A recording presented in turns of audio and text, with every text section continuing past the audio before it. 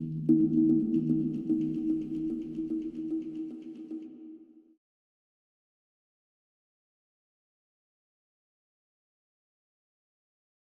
a quality and risk manager for Accenture's European and Latin American BPO business, which is about a $3 billion business. It's about a little bit less than 10% of Accenture. Before that, I was delivery lead for the same scope.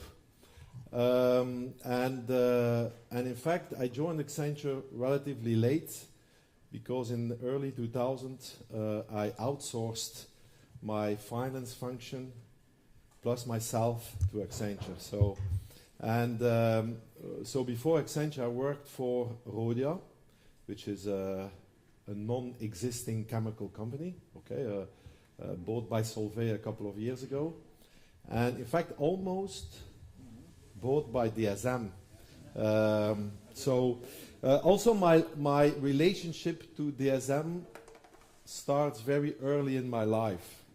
I was 12 years old when my father started a plastic packaging company, and guess who his main supplier was DSM, because we bought about 4,000 tons a year polyethylene. So I probably heard in my childhood more the name DSM than the name of my mother. And here I am again. So this company, or your company, follows me wherever I go. Now, I have a few questions to the audience about how they feel what is going on today, especially around technology. I will talk a little bit about that. So my first question is, who believes that the new technologies will increase unemployment? Okay, a few people. Who believe robotics will kill the middle class? Okay. So last question, who believes that there is opportunity with new technologies? Okay, so that's good, okay, because I think, and you read around it in the press every day, even still this week, that technology is more a threat than an opportunity.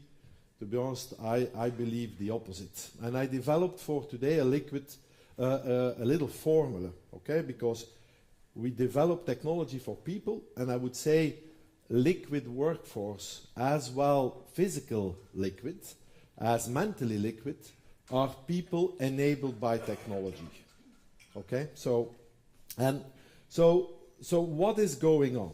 Because normally evolution is normal. If I look at myself, I started to work early 80s. I needed to convince my boss at that time to buy a fax machine. And he said, why do you need that? You have telex. Okay, so that was in the 80s, I studied accounting. We still had a mainframe the size of this room with punch cards. When I came out of university, we just had the first Apple computer coming out. So we tried to figure out what to do with that. Then in the 80s, however, we saw already at the end of the 80s PC networks coming up, okay, like then the ERPs, and now we have robotics. So historically, we have seen that technology evolution. So what is different today than was before? And I think that, first of all, acceleration. Everything goes significantly faster, and even myself, I was surprised 3 years ago how fast robotics had an impact on our operations. Okay, because 3 years ago, so I was managing an organization of about 11,000 people in BPO, like you could call it shared services. Yeah. Within the first year with auto hotkey, so desktop automation, mini-bots, we automated 700 roles. Okay. Within the first year. Okay, I was surprised of my own organization, what they were doing. Then, of course, we have RPA coming towards us. Okay, Blue Prism is a name you should, or Automation Anywhere, because these are well-developed robotic systems. Or Amelia. Okay, who knows Amelia? You should know it, I think. Okay, so meaning virtual assistants, both in voice and non-voice. Today we have a client in Italy, insurance company, where I would say claims are 100% handled by a machine. Okay, so you declare the claim, you do a scan, we do OCR, we put the record. The machine is assessing the claim and will tell you if the company pays back or not and how much they will pay. Completely automated. Okay, and the machine is learning because whatever mistake he makes, okay, he self-learns to be more exact. And then, of course, we have IBM's Watson. Even Accenture is working with Watson, okay, which is cognitive computing, and I'm sure that in some of our areas they will make a change. And we cannot forget that all of that is built in a digital world. Okay? And in a digital world, what I want to say is that everything is connected to each other. Okay? We put our systems in the cloud. We have internet access to everything. So everything is connected. Okay? And which is very important because it will allow for what I believe is the biggest change of all, which is blockchain.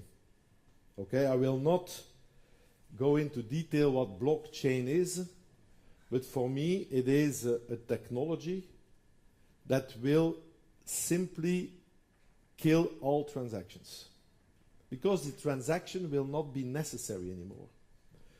So that means that, in fact, if we talk about transactional shared services, the lights will go out.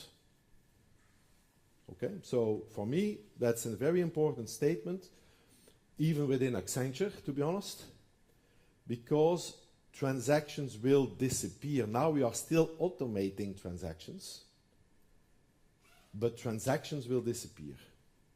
Okay, and I think that blockchain technology will be, I would say, the ultimate reason. Today, about 70% of transactions are already affected. And if effectively we don't focus on new transactions or new scope or new types of services, then shared services will disappear, because ultimately shared services are an organization concept that is there to organize people. But if people don't exist anymore in the service, then shared services are not necessary anymore. And just to give you an idea, because I took two of our most recent contracts that we signed, what we offer to our clients, okay, like in HR. You know, HR is very often support to employees, yeah, employee experience, support to employees, okay. Today, Tier 1 support, meaning, is organized by self-service, okay. There is web, there is mobile, social media. Tier 2 support, okay, is mail, is chat, is voice. That's cognitive computing. So only in Tier 3 support, an employee will talk to an HR expert. Where 10 years ago, okay, when we signed a contract with Unilever, everything was... I don't have any more... No, that was showing. Yeah. Okay, sorry for that. So everything was human interaction. So the human interaction disappears. Looking for Apple TV, so we will see. The human interaction disappears, not necessarily the quality of the experience of the employee. So there we drive 50% productivity in existing organizations. F&A, finance and accounting, is significantly more rule-based, so much more affected by automation.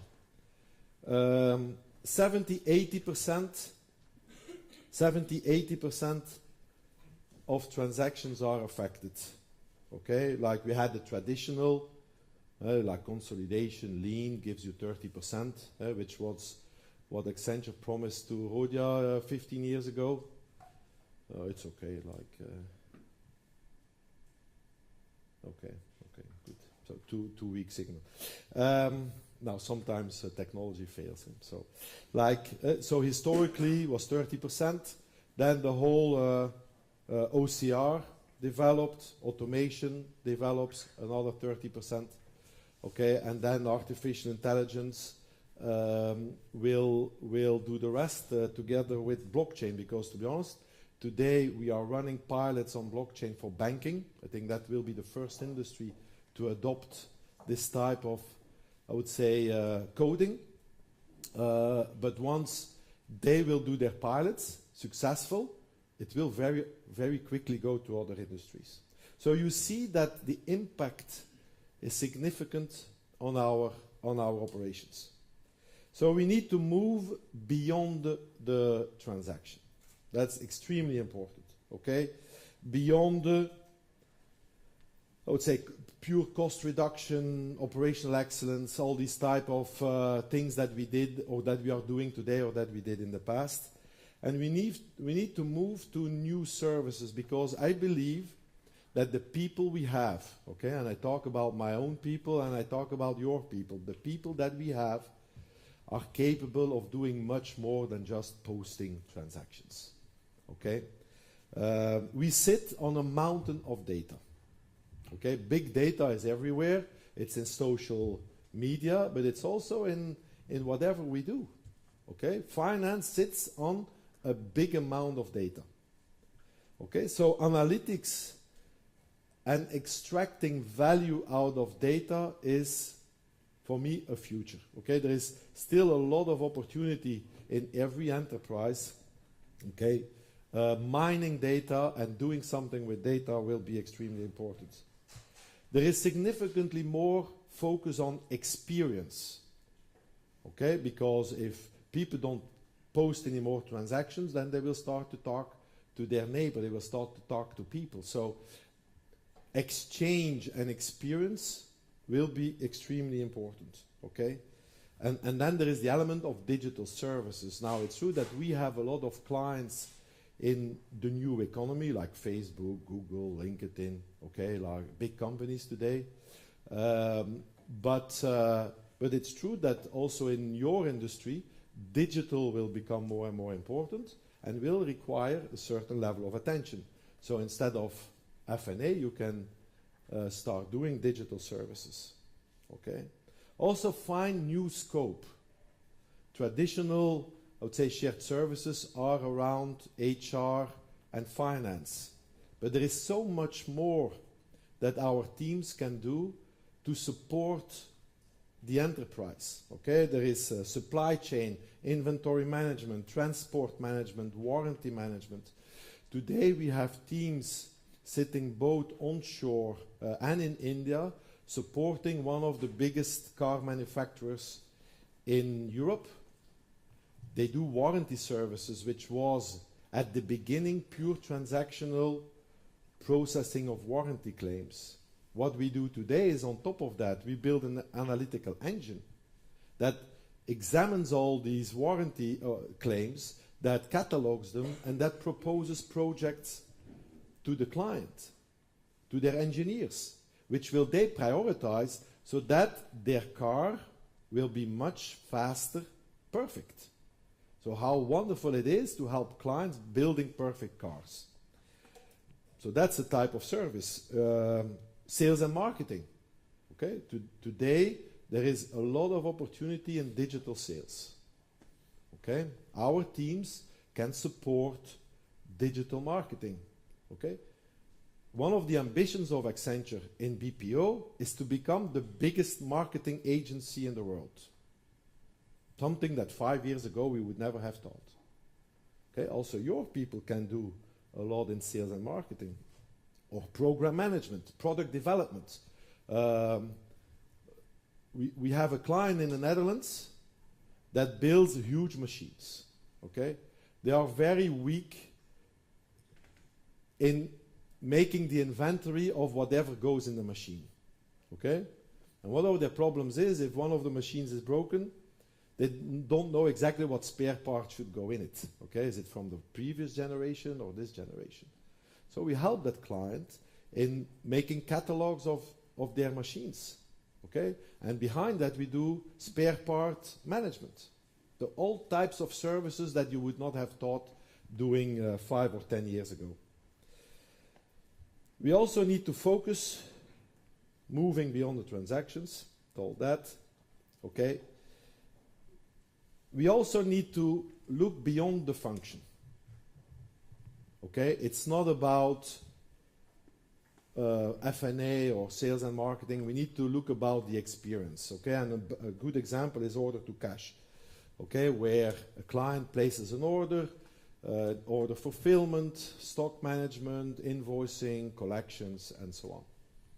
Okay, in that whole chain, we will look at the best client experience. Okay, it's then good that you manage this process end to end. So we need to look beyond functions, okay, and go more in process thinking. That means that we need to integrate with the rest of the company. Okay, so we talk much more about integration. So what impact does that have on people? Definitely forget the transaction. Embrace technology, because technology is an enabler. So that means that for me, something that I say to each one of our people is that you need to know how to automate a process in Blue Prism or in AutoHotkey. So every employee, it's very easy, by the way. Okay, you don't have to be an IT expert to automate the process.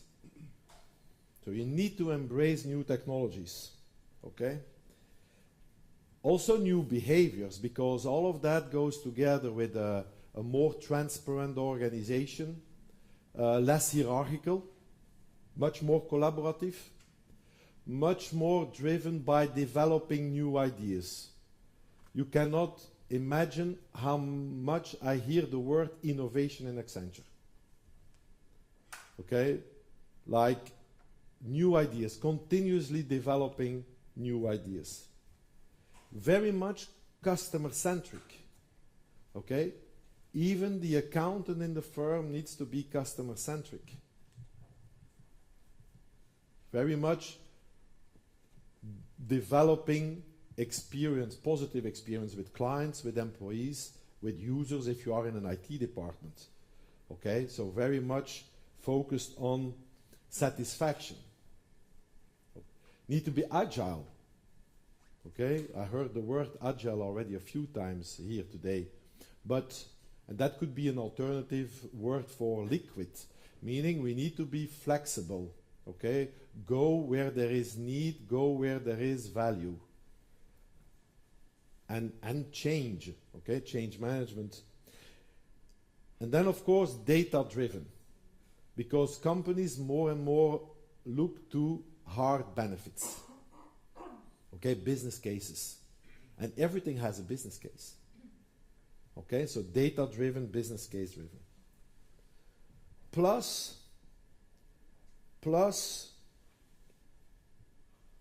we need to take care of our millennials. Good. Okay, at least some reaction. Okay? Why do I say that? Okay, I have a daughter of 25 years old. Okay, so young people today, which are the leaders of the future, have a completely different thinking of at least me, who is a baby boomer. Okay, but today also, millennials look for experience. Okay? They are not committed to a company. Okay? Like today, survey shows that 90% of millennials will not stay longer than 5 years in a company. They cannot imagine lifetime careers in the same company. They want experience.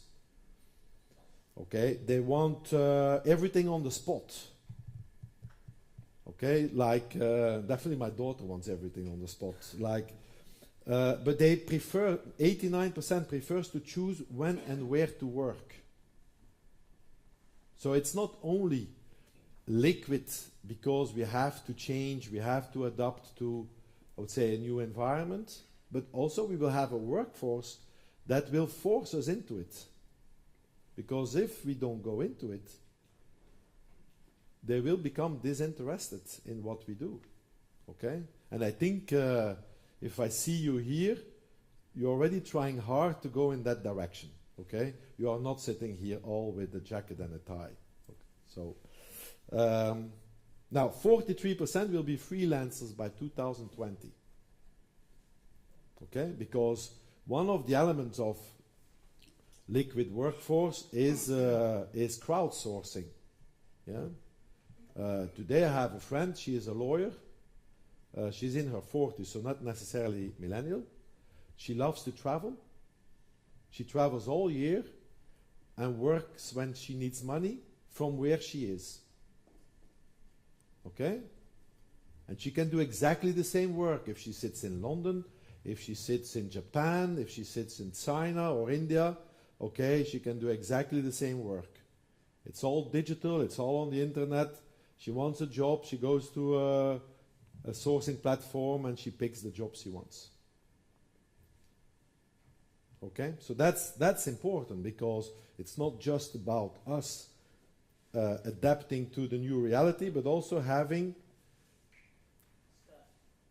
please, staff, having, yeah, no, that's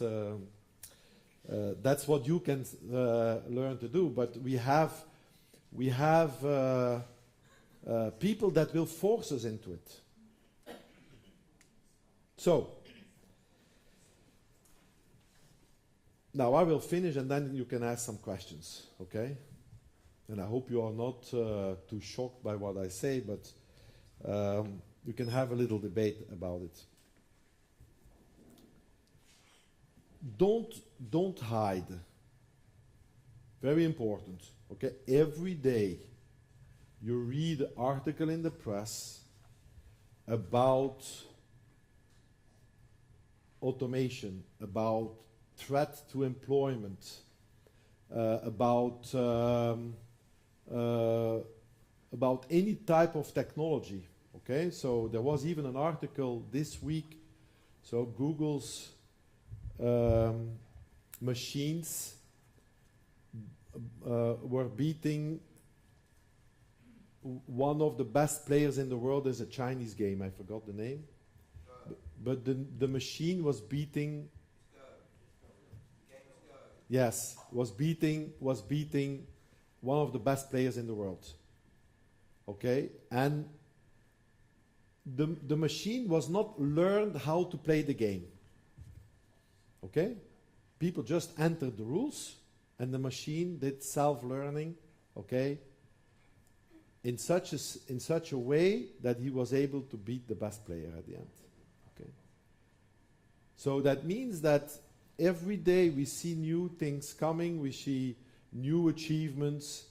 Okay, so don't hide about it. Okay. If I may, just on that example, because it's a very interesting one. The robot took 33 million games to learn how to play it sufficiently such that it could beat the world expert. And I think it did that in something like 22 days or something like that. Maybe in 22 hours even. But it played the game 33 million times and learned to beat the world expert, which is unbelievable. Well, it's believable, but it's unbelievable. If you know what I mean. Yeah. So, but sorry, can I? Yes. Yeah, listening to that, right? So 22 days, 22 hours, what have you. We all saw these movies in the past, like Terminator, War Games. Yeah, but you know what I mean, right? So where machines learn, and in the end, people or humanity gets destroyed, basically, right? So do we anticipate that? Maybe not 10 years, 20, 100 years from now, but in the end, is robotics and artificial intelligence and technology, will that be our end? So I'm just interested what people think about that. Nothing. So will machines take over? Like this group, Yeah. or people in general? So as the group, maybe the group can give So a the reaction. question is, will machines ultimately take over? Yeah. But if we let them to, why not? Yeah. So. Yeah. No, but I agree. Like there are articles that you read. Okay, they develop drones. Okay, or killer robots. Will you let a robot take his own decision to kill somebody or not? Okay, like of course there are always ethical questions to be asked by whatever we do. Okay, medicine, they can change DNA, they can fabricate the baby you want. There is always a question. There are always ethical questions. Okay, there will be ethical questions for medicine. There will be ethical questions for people who develop robots. But it will not halt evolution. So that means that evolution will happen. Okay, and then it will be up to us as humans to develop that ethical behavior that allows or that makes that we do not cross a red line. Yeah? So ultimately it will be humans who decide to let it happen or not. And there will always be this question, or there will always be this debate, but it will not stop evolution. That's very important. But okay? I don't think that in the end a human will decide that. Because this is a journey. Sorry. So I don't think that in the end there will be a human deciding on that last question. Is this ethical or not? So maybe it's just me thinking far too way ahead. But at one moment in time, technology will decide. Perhaps. Perhaps. Can technology take over creativity? 33 million times anyone from the best player. But it depends what you mean creative. Okay, like because a robot is always a logical, at least I'm not an IT expert, but it's a logical machine. Yeah. So, but of course, a logical machine with 1,000 variables might be able to create something that somebody else will think, oh, that's creative, but he just applies the rules in a different way. Okay. Like I just learned a couple of weeks ago, something that I would still like to do in my life is play guitar. Yeah, I'm not a magician, but I would really love to play guitar. And I met somebody who says, I can teach it to you in 3 days. Because ultimately all songs are based on a limited number of chords. Yeah? So that means that you can create songs by combination of chords. So you give the machines the chords and they will create songs, and perhaps you will call it creativity. Yeah. So definition of creative is very is subjective to debate. Okay. But it's clear, do not hide. Okay. Also not for your teams, do not avoid the debate. And I would even say, okay, and you're for sure working on that, otherwise I would not be standing here, is lay out a vision for the future, a vision for your next 5 years, develop the critical success factors, and let your teams work on that. Make them part of the change rather than being subjective to change, okay, but that creates uncertainty. So it's important that you don't hide. Now, Automation doesn't happen overnight, okay? It's still a lot of work. But it happens, okay? Little by little. So for me, how you can start, and that is how Accenture started, is that you take your brightest people or people that are open to it, and you create new competencies, new roles in your organization. Okay, like for instance, Accenture created technology masters, not IT experts, okay, but people coming out of the organization, a previous accountant, okay, good process thinker, automating something is not that difficult, who can learn to automate, okay, and he will become a technology master. He will go and look for opportunities.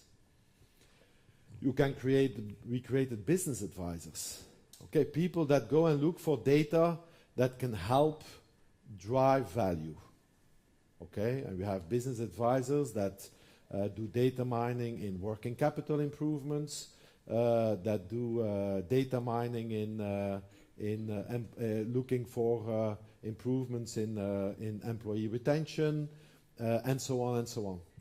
Okay, you can create business advisors in whatever. Digital gurus we created. People that are clever on internet to see how we can use digital solutions to improve experience or to simplify tasks. Like today we approve invoices over the phone. Okay, so we have workflows, and workflows become digital, and they go over your phone, and you approve invoices. So how to improve, I would say, the digital component of every process. Digital gurus, design thinkers. It's an interesting concept. Who knows design thinking? Yeah? So ladies, you have to explain to the rest of the group. Because innovation is important, I told it. Creating new ideas is important, okay? But it's not so obvious to put yourself in a mindset to create new ideas, okay? Like design thinking is a wonderful process, okay? So we created design thinkers. You could be the first 2 design thinkers of this company. Focused on that. 5 minutes, I'm almost there. Data analysts, okay, perhaps a little bit more technical, but data mining becomes important, okay? So embrace collaboration, enable collaboration. It's not anymore hierarchy. Forget hierarchy. Boss-employee, okay, and then functional towers. That's done. We go in more collaborative organizations because they will create new ideas, they will provoke change. So I know you use Yammer, okay? Like create Yammer groups, allow blogging, set up systems to capture and distribute ideas. But definitely collaboration becomes important. Dynamic learning environments, okay? Like we created learning boards. We use WordPress, okay, or SharePoint solutions. But static trainings is finished. Okay, the moment you develop the training and you roll it out, it's already old. Okay, so you need to create training environments that are significantly more dynamic. And as a conclusion, I have 5 sentences for you. Advocate a vision. Innovate for results. Collaborate across the ecosystem. Execute with agility. And personalize in a human way. So these are like the 5, I would say, takeaways that, and it's true, I will share because I couldn't present slides, but I will share my cards. But that agility, that open-mindedness, okay, and the new ideas with a human touch is, I think, extremely important. And that would be my conclusion.